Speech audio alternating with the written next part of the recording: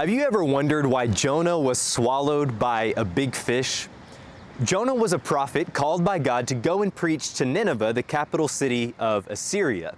But Jonah, knowing that God would show mercy to this wicked and idolatrous nation, refused to go and actually boarded a ship going some 2,000 miles in the opposite direction. But sometime during the voyage, a violent storm began to rage, and Jonah convinced the pagan sailors to throw him overboard so that the storm would cease.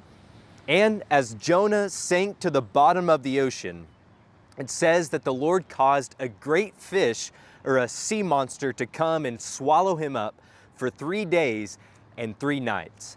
And there, from the belly of the beast, Jonah quotes 7 different psalms as he prays to God. First, notice in this prayer how Jonah describes his descent, how he was cast into the heart of the sea, how seaweed wrapped around his body like grave clothes, and how he was buried behind the gates of Sheol, barred shut. But Jonah also describes his deliverance, how he called out to the Lord from the depths of Sheol, how his prayer reached the Lord in his holy temple, and how the Lord ultimately redeemed his life from the pit. And so, he closes the prayer by saying, "Salvation belongs to our God."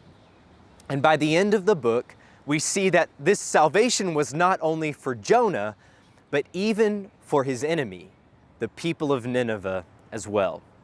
And the reason for Jonah being swallowed by the big fish was this. Jonah being saved from the belly of the beast was meant to symbolize Israel being saved from captivity.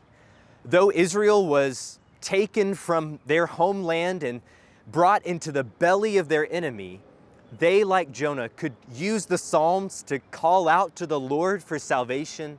The Lord would answer them from his holy temple, and he would not only lead Israel back to the promised land, but he would even bring the enemy nations with them.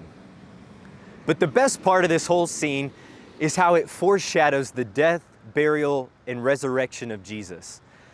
Much like Jonah, Jesus went down into darkness to burst open the bars of Sheol and be raised back to life on the 3rd day.